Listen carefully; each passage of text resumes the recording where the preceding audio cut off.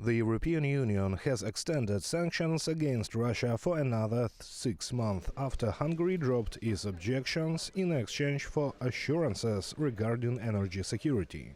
So I welcome the ministers today agreed to extend sanctions on Russia.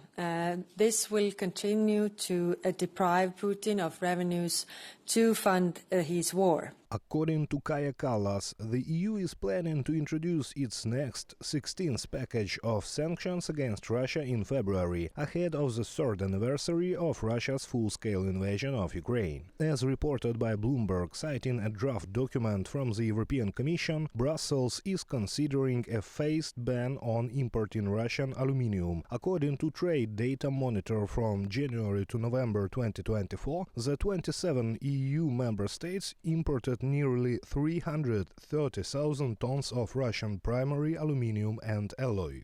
The sanctions package would allow European buyers to import 275,000 metric tons of the Russian metal under a quota system for 1 year period before a full ban comes into effect. The import volume quotas would be managed by member states and the EU's executive arm, from the Bloomberg publication.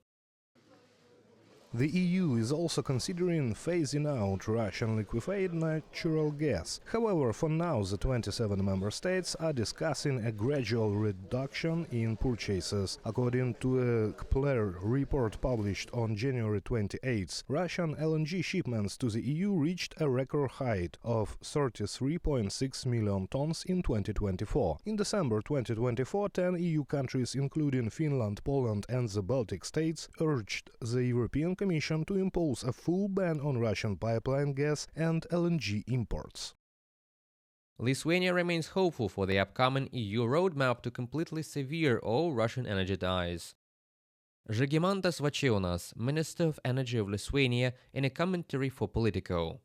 The EU's 16th sanctions package against Russia includes penalties for 74 oil tankers belonging to Russia's so-called shadow fleet. The document notes that certain exceptions will apply. The package also proposes restrictions on software and other technologies used in the Russian military's weapons systems. The measures target dozens of companies, including many firms in China, Turkey and other countries that have helped Moscow bypass existing sanctions.